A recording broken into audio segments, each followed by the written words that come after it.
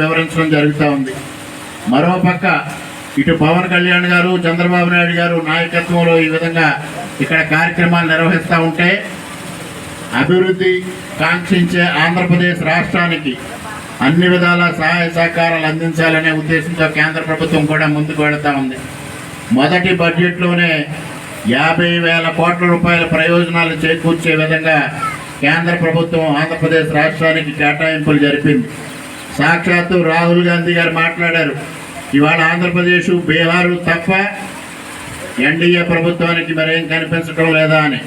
ఇవాళ కాంగ్రెస్ పార్టీని, రాహుల్ గాంధీ గారిని ఒకటే ప్రశ్నిస్తూ ఉన్నా, దాదాపు 78 సంవత్సరాలు స్వాతంత్ర్యం వచ్చిన భారతదేశ చరిత్రలో ఏనాడైనా ఆంధ్రప్రదేశ్కి ఇంత పెద్ద మొత్తంలో కేటాయింపులు జరిగాయా? సమాధానం చెప్పమని డిమాండ్ చేస్తూ ఉన్నా.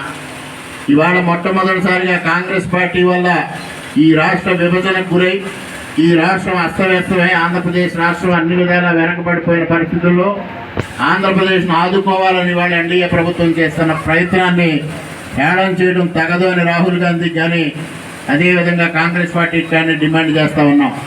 ఇవాళ ఆంధ్రప్రదేశ్ను ఆదుకోవాలనే దృష్టిలో ఎన్డీఏ ప్రభుత్వం ముందుకెళ్తూ ఉంది. ఒక పక్క అమరావతి నిర్మాణం కోసం 15,000 కోట్లు ఇచ్చారు. పోలవరం ప్రాజెక్టు నిర్మాణం పూర్తి చేయడం కోసం 12,000 కోట్లు ఇచ్చారు. రైల్వే ప్రాజెక్ట్స్ కోసం 9,000 కోట్లు ఇచ్చారు. అదేవిధంగా విశాఖ రైల్వే జోన్ని ఆమోదం తెలిపారు. అన్ని విధాలుగా ఆంధ్రప్రదేశ్ రాష్ట్రానికి సహాయ సహకారాలు అందిస్తూ ఉన్నారు. ఈ విధంగా ఈ ముగ్గురు నాయకత్వంలో రాబోయే 5 సంవత్సరాల్లో ఆంధ్రప్రదేశ్ రాష్ట్రం అన్ని విధాలా అభివృద్ధి చెందుతుంది అనేది ఈ సందర్భంగా మీకు తెలియజేస్తా ఉన్నా. అదేవిధంగా ఈ గణపతి నియోజకవర్గానికి వస్తే అనేక అభివృద్ధి కార్యక్రమాలను మనం ప్రారంభించుకోవడం జరిగింది. ముఖ్యంగా 4 మండలాల్లోని రంగంపేట మండలంకి ఇవాళ ఎక్కువ అభివృద్ధి కార్యక్రమాలు మనం ప్రారంభించుకోవడం జరిగింది.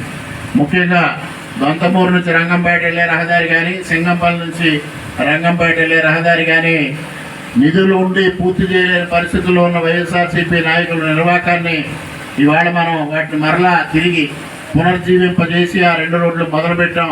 దాదాపుగా పూర్తి దశకు వచ్చాయి. అదేవిధంగా ఇక్కడ దేవాలయాల నిర్మాణం కోసం కూడా రంగంపేటలో కానీ అదేవిధంగా వడిసిలేరులో కానీ 2 కలిసి దాదాపు 3 కోట్ల రూపాయలు మంజూరు చేయడం జరిగింది. అదేవిధంగా మిగిలిన అనేక కార్యక్రమాలు ఇవాళ రహదారుల్ని మెరుగుపరచాలి. ముఖ్యంగా ఏడీబీ రోడ్డు 378 కోట్లతో 2014-19లో ఆ రోజు నిర్మాణం మొదలు పెడితే ఆ కాంట్రాక్టర్ తెలుగుదేశం పార్టీ సానుభూతి పరుడని అనేక ఇబ్బందులకు గురి చేశారు. దాంతో వారు పనులు నిలుపుదల చేశారు.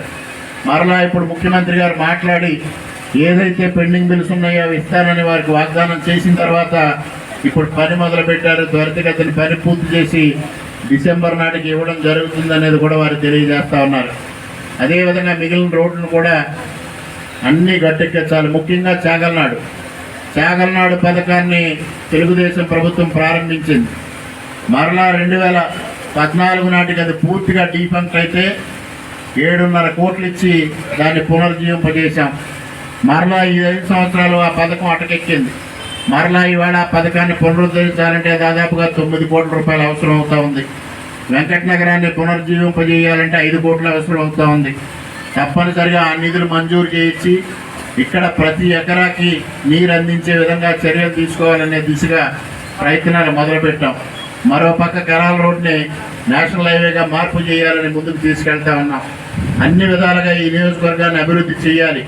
ఎందువల్లంటే పెద్దలందరూ చెప్పారు, బాబా గారు కానీ గోవింద్ గారు కానీ, నా పైన వైఎస్ఆర్సీపీ అనేక కుట్రలు కుతంత్రాలు పన్నింది. చివరిలో కనీసం నేను పార్టీ అభ్యర్థిగా అసెంబ్లీ ఎన్నికల్లో బరిలో ఉండకూడదని వాళ్ళు ఒక విచిత్రమైన ప్రణాళిక తయారు చేశారు. ఒక విపత్కరమైన పరిస్థితి నాకు ఏర్పడింది. ఆ పరిస్థితిలో ఇవాళ కూటమి కార్యకర్తలు కానీ ప్రజలు కానీ నాకు అండగా నిలబడ్డారు. సాధారణంగా రాజకీయ పార్టీలో ఒక అభ్యర్థిని ఎంపిక చేసి ప్రజల దగ్గరికి పంపించడం జరుగుతూ ఉంటుంది. కానీ ఇక్కడ ఆ విధంగా కాకుండా ప్రజలు కార్యకర్తలు కలిసి ఒక అభ్యర్థిని ఎంపిక చేసి పార్టీ అభ్యర్థిగా నిలబెట్టే పరిస్థితిని తీసుకొచ్చారు. మీ మొక్కవోని దీక్షకి, మీరు నాకు అందించిన ఆశీర్వచనాలకి మీకు సదా కృతజ్ఞుడై ఉంటానని ఈ సందర్భంగా మీ అందరికీ సవినయంగా తెలియజేసుకుంటున్నా. అదేవిధంగా వైఎస్ఆర్సీపీ అంచనాలను తారుమారు చేస్తూ నేను బీజేపీ అభ్యర్థిగా పోటీ చేసిన 20 రోజుల్లో గుర్తుని అత్యద్భుతంగా ప్రజల్లోకి ప్రచారం చేసిన కార్యకర్తలు కానీ, గుర్తు మారినా నన్ను ఆశీర్వదించిన ప్రజలకు కానీ నేను నిరంతరం అందుబాటులో ఉండాలి. ఈ ఎన్నికలు నా బాధ్యతను మరింత పెంచాయనేది కూడా ఈ సందర్భంగా మీకు తెలియజేస్తా ఉన్నా. మీరు చూపించిన ఆదరణకి, మీరు చూపించిన అభిమానానికి నా బాధ్యత మరింత పెరిగింది. నేను నిరంతరం మీకు అందుబాటులో ఉంటా.